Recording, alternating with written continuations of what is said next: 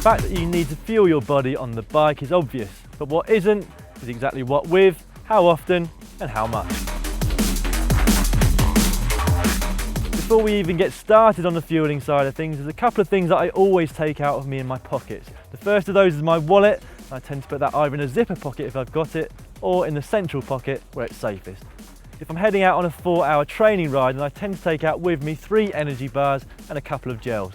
If you want to be able to ride your bike and eat at the same time, then it's a good idea to prepare your energy gels or bars beforehand by cutting the top off the wrapper so it's much easier to get into. However, I wouldn't advise doing this with your gels.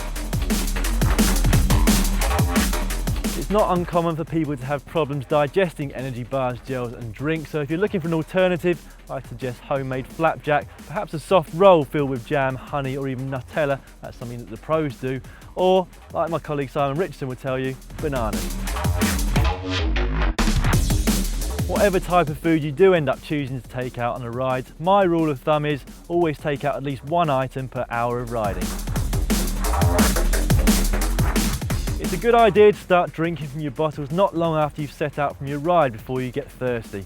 The pros tend to drink 2 500ml bottles per hour when the weather's hot. It's a good idea when you do take your drink that you choose a straight, smooth road, and ideally you want to be able to replace it in your cage without looking down. I tend to start my rides with 2 bottles of energy drink, but a lot of pros you'll see them have 1 of water and 1 of energy. If you're heading out for a really long ride under hot conditions, it's quite a good idea to take a sachet of energy powder out with you in your pocket. That way when you fill your bottles up at the stop, you can just empty the powder in. Generally speaking, there's 2 different forms of energy drink, one which contains only electrolytes, aimed at replacing what you've lost through sweat, whilst the other one also contains a fast absorbing form of carbohydrates, which also adds to your calorific intake. Which one you choose is down to your own personal preference. I personally tended to stick to the carbohydrate mix unless the temperature got over 30 degrees C. Whilst there are no hard and fast rules when it comes to refueling on the bike, I'd suggest at a minimum taking out 1 solid piece of food per hour and drinking 1 500ml bottle per hour.